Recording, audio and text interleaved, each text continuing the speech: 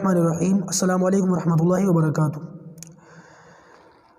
محسوس یہ ہوتا ہے کہ آپ حضرات کے سامنے شب قدر کے تعلق سے کچھ اعمال رکھ دوں، کچھ تسبیح ہیں، کچھ اذکار ہیں، کچھ عبادتیں ہیں، کچھ نفل نمازیں ہیں۔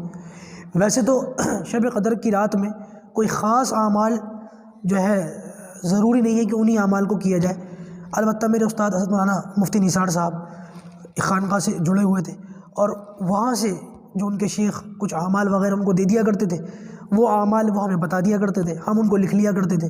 انہی میں سے کچھ اعمال میں آپ کے سامنے رکھ رہا ہوں، لیکن پہلے جو ہے میں آپ کے سامنے یہ وضاحت ضرور کر رہا ہوں کہ یہ جو اعمال میں بتا رہا ہوں یہ ضروری نہیں ہے۔ شب قدر میں آپ جس طرح چاہیں اس طرح عبادت کریں، یہ تسبیح پڑھنا چاہیں تو یہ بھی پڑھ سکتے ہیں، کچھ اور عبادت کرنا چاہیں تو کچھ اور عبادت بھی کر سکتے ہیں۔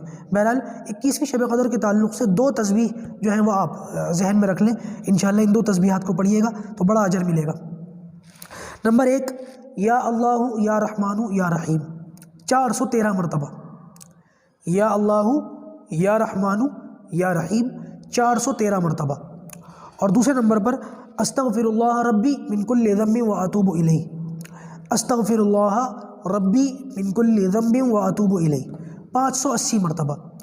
21ویں شب قدر کی رات میں ان دونوں تسبیحات کو پڑھیے، انشاءاللہ بہت امید ہے کہ اللہ تبارک و تعالیٰ مغفرت فرمائے۔ السلام علیکم ورحمۃ اللہ۔